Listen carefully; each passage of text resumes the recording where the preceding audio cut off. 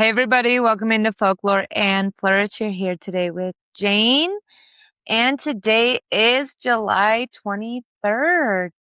We are in the month of gods and titans and the divine witness archetype.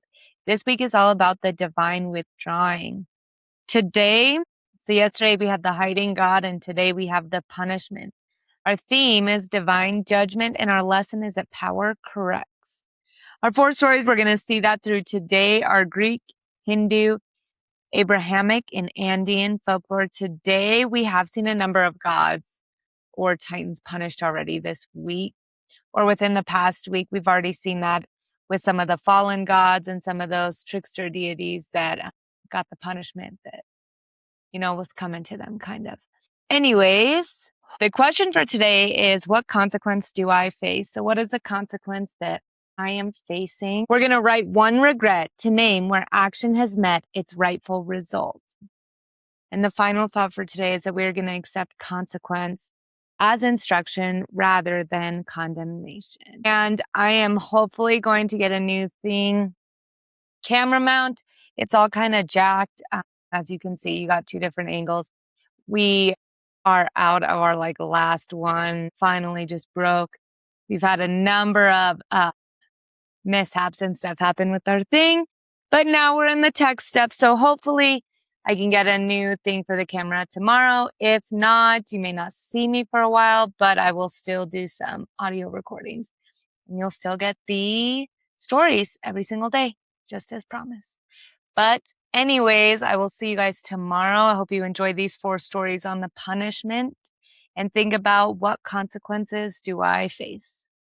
Anyways, have a great rest of your day. See ya.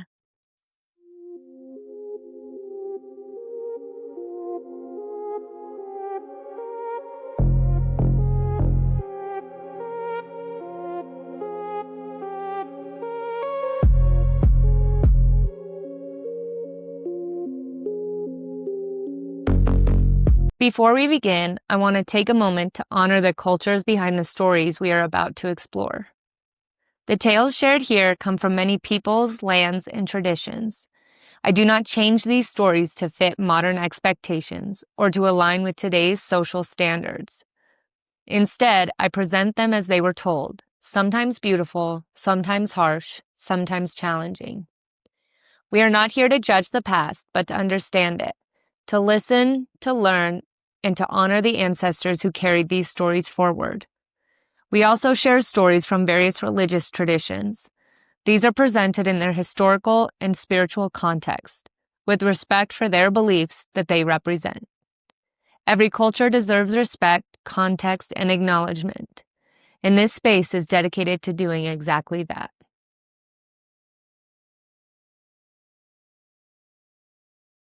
Story 1, Niobe's Tears. The ancient Greeks believed that prosperity was never meant to become a throne from which humanity judged the gods.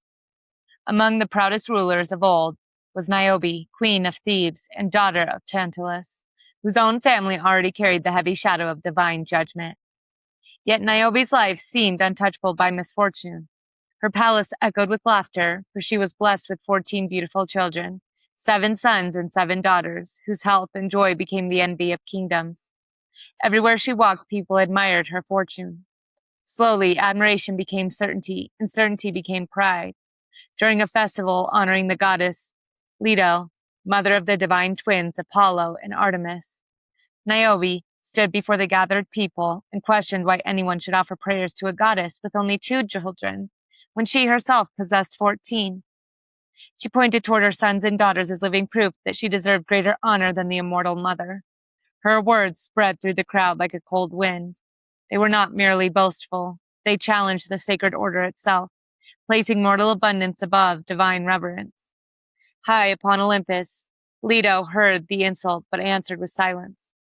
Instead, Apollo and Artemis rose to defend their mother's honor.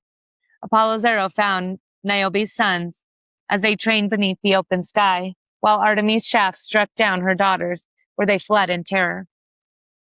One by one, every voice that had once filled the palace with laughter fell silent. The halls that had celebrated life became chambers of unbearable grief. Niobe wandered among the still forms of her children, unable to understand how swiftly pride had unraveled into sorrow. At last, the queen herself became motionless. The gods transformed her into stone upon the slopes of Mount Sipylus, where travelers said a lonely figure still overlooked the valleys below. Yet even stone could not imprison her grief. Water flowed endlessly from the rock like tears that could never be exhausted. To generations of Greeks, the weeping stone became more than a monument to punishment. It became a warning that arrogance can blind the heart to the fragile nature of every blessing. The gifts we possess are never entirely our own. Beauty fades, power passes, children grow, kingdoms crumble. Gratitude alone allows prosperity to remain what it was always meant to be, a gift rather than a crown.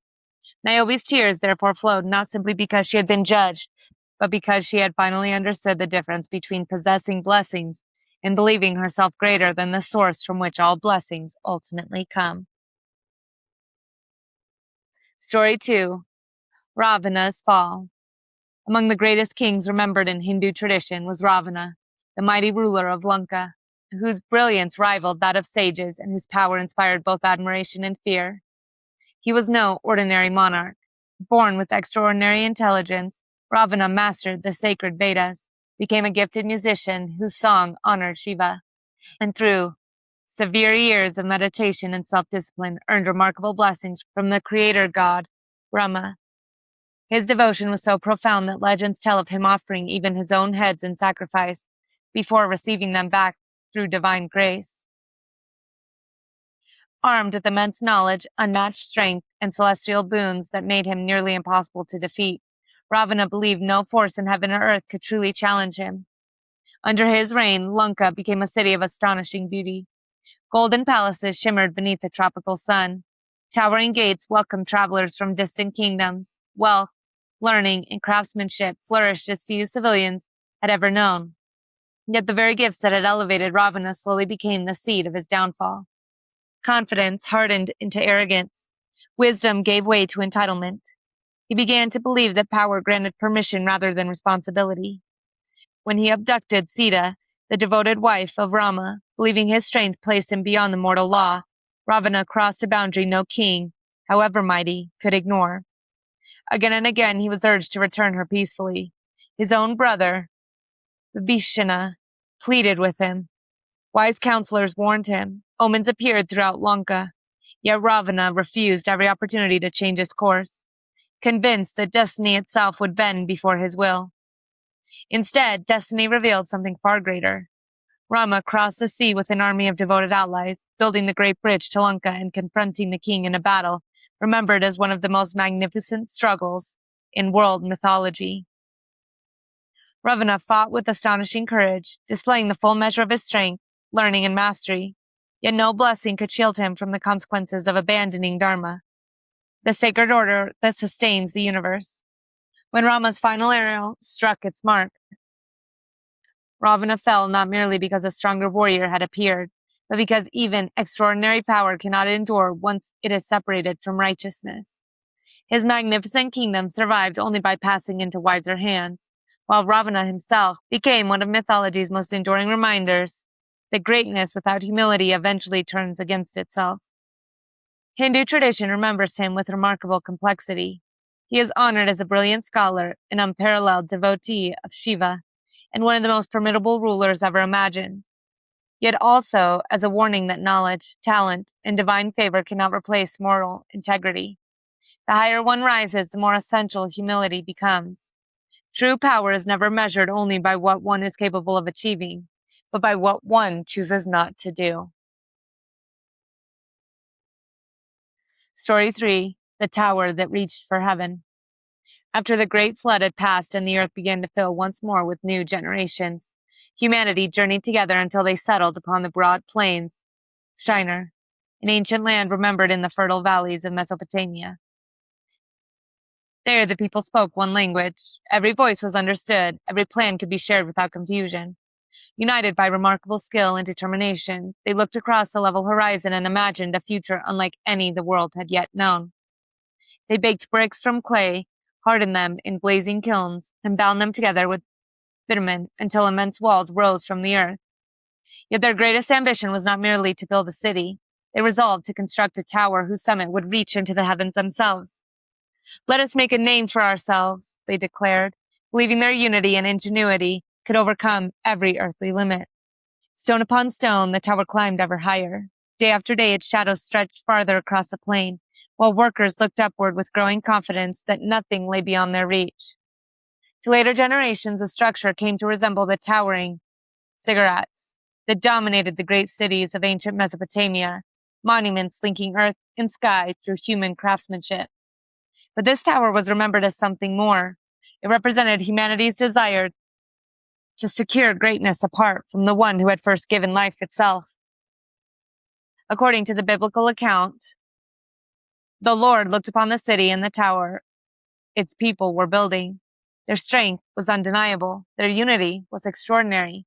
Yet without humility, even the greatest achievements could become instruments of pride rather than blessings for the world. Instead of destroying the city or striking the builders down, God chose a different correction. In a single moment, the common language that had united humanity became many. Friends suddenly spoke words they no longer understood. Families found themselves unable to communicate. Foremen called out instructions that sounded like unfamiliar music. Confusion spread where certainty had once stood. Work ceased. The tower remained unfinished, not because humanity lacked intelligence or strength, but because its unity had become detached from wisdom. The people scattered across the earth, carrying with them new languages, new cultures, and new histories that would one day shape civilizations across every continent. The unfinished tower became known as Babel, a name forever associated with the confusion of tongues. Yet, beneath the story rests a profound reflection on human ambition. The builders were not judged for creating, inventing, or cooperating. These were gifts. Rather, they were corrected because they sought greatness without humility, believing that human achievement alone could ascend where only reverence belongs. The tower remained unfinished, but the lesson endured through the centuries. The highest structures humanity can build are never measured only by their height, but by the spirit in which their foundations are laid. Story 4. Viracocha and the Great Flood. Long before the mighty Inca Empire spread across the towering peaks of the Andes, the people remembered that the world had once belonged to another race. They told of the first people, beings created by the great creator god, Viracocha, who were given the gift of life but slowly abandoned wisdom. They became violent toward one another, forgot the sacred order that had sustained them, and no longer honored the creator who had shaped them with their earth. As this order spread across the world, Viracocha looked upon his creation with sorrow, knowing that what had once been good could no longer continue unchanged. So the Creator called forth a great flood. The waters poured over valleys and climbed the slopes of the mountains, swallowing villages, forests, and fields until nearly the entire world disappeared beneath the deluge. The ancient people remembered that the flood did not come from cruelty but from necessity. Creation itself had become so burdened by violence and corruption that it required cleansing before life could flourish once again. Yet even in judgment, mercy remained. A small number were preserved so that hope would not vanish from the earth. When the waters finally withdrew, the mountains emerged once more beneath a clear Andean sky. Viracocha walked across the renewed world, traveling from lake to valley and from village to village. At the sacred waters of Lake Titicaca, he began creating humanity anew. Some traditions tell that he carved people from stone before breathing life into them. Others remember him calling future nations forth from caves, springs, mountains, and sacred places through the Andes, assigning each people their homeland and identity. Every community carried the memory that they had emerged from a place chosen specifically for them by the Creator himself. Before departing, Viracocha traveled throughout the land disguised as an ordinary wanderer, teaching compassion, justice, generosity, and reverence. Many welcomed him, others mocked or rejected him, failing to recognize the Creator walking among them. When his work was complete, he departed across the waters, promising that the world would continue beneath the order he had restored. For generations, the Andean peoples remembered the flood not simply as the end of an age, but as the beginning of a better one.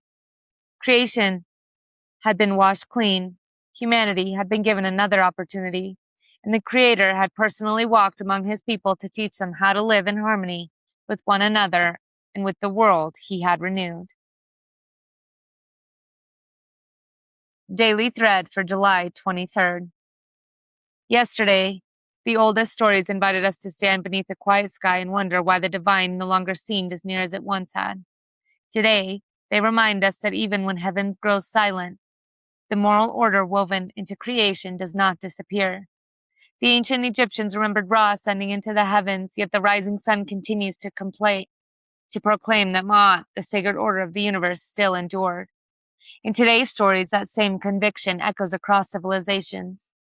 Niobe stood surrounded by every blessing she could imagine until pride persuaded her that the gifts she possessed had become proof of her own greatness, only to discover that gratitude protects what arrogance endangers.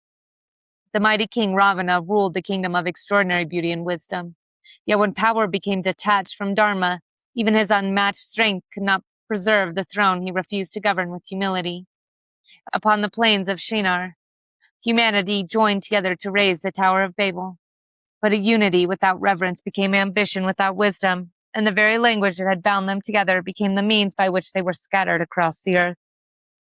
High in the Andes, the creator, Viracocha, watched as violence and disorder spread among the first people, until the world itself required cleansing. The flood that followed swept away an age of corruption. Yet when the waters withdrew, humanity was given another beginning, and the Creator walked among the renewed world, teaching justice before departing once again. Though these stories differ in language, landscape, and tradition, they arrive at a shared truth. Divine correction is never remembered as destruction for its own sake.